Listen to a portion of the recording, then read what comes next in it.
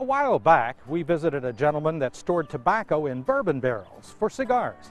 Today, we're going to visit the only microbrewer of soy sauce in the United States, and the only soy sauce that is fermented in bourbon barrels, right here in Kentucky.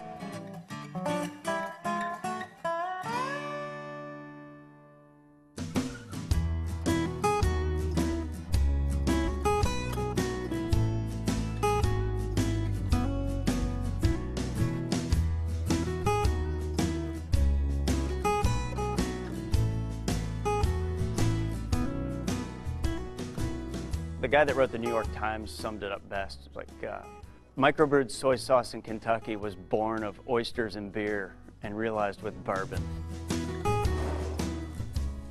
A buddy of mine and I were at an oyster bar in Gainesville, Florida, and it was a weekly ritual that we had. It was every Wednesday night, and we would have oysters and beer and just shoot ideas at each other. And I totally forget how we got on the subject of microbrewing soy sauce. I think possibly he pointed at a bottle of hot sauce and said, why don't you do something like this? You know, because we were talking about, well, what can we make by the hundreds of gallons and sell by the ounce? And I looked at it, and for some reason I just shot back at him, you know, if I was going to do something like that, I'd probably do a microbrewed soy sauce.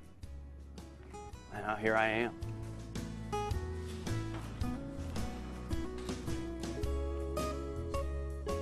I'm the only one in this country that's doing it, but there's 1,500 microbrewers of soy sauce in Japan, and it's all very regional over there.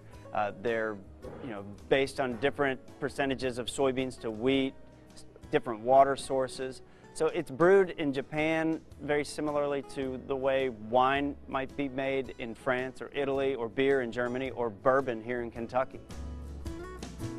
The more I researched it, I found that there were great similarities between brewing soy sauce and distilling bourbon. I felt as though I had just really stumbled on something here.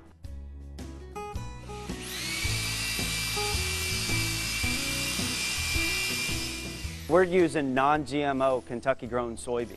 You know, there's more than one source available to me to purchase the soybeans, but I found the perfect source here in Kentucky. He's a Kentucky farmer. He's in Simpson County. He's a fourth-generation farmer. He grows a non-GMO soybean, actually, for a family in Japan that makes miso. Perfect relationship. He also grows my wheat. And then the limestone-filtered spring water that I was able to find, it's just, you know, the story behind that into itself, it just makes it a perfect product, perfect relationship.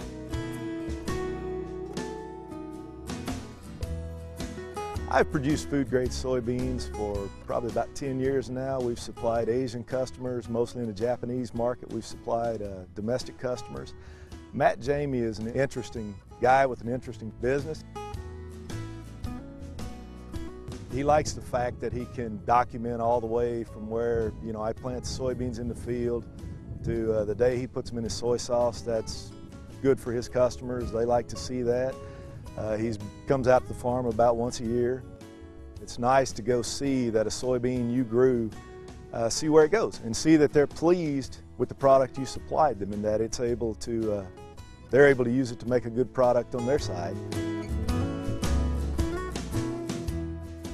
And I'll always remember, you know, when I had my first batch of soy sauce going at home, my practice batch. It was 6 gallons. You know, it's supposed to ferment for 6 to 8 months. And, you know, 6 to 8 months came and went, and it was about 10 months, and I'm staring at it and wondering, how am I going to get soy sauce out of here? I'm just looking at it, and I developed this habit of Googling soy sauce just about every week. And, you know, every now and then I'd come up with something new.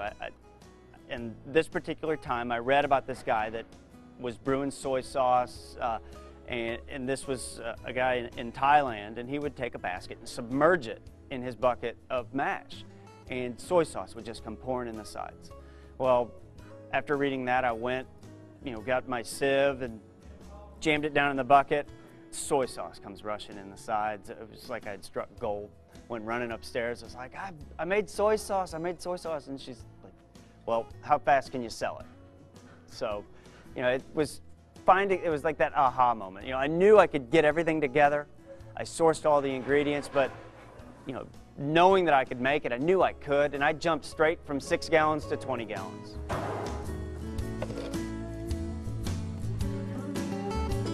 So I'm mixing the soybeans that we cooked with our roasted and cracked wheat.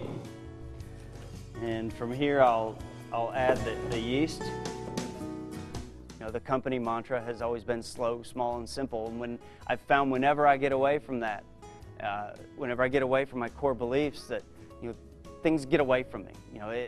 Things don't happen the way that I want them to. And so we just try and remain focused the whole time. I want to make money. I mean, that's the whole reason why I started this business. But also I want to continue to provide my customers with a great product.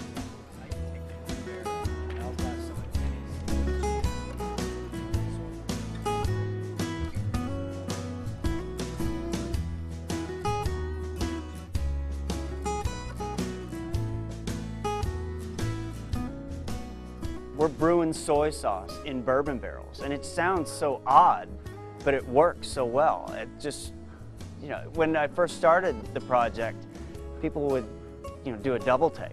It's like, you're going to do what, where? And after talking to me for a little while, it made perfect sense to them. We have great agricultural conditions. We have great water, which is the most important ingredient in soy sauce. And we have these bourbon barrels that are everywhere. And it just draws so much more attention to the state. I love it. I love every aspect of what I'm doing.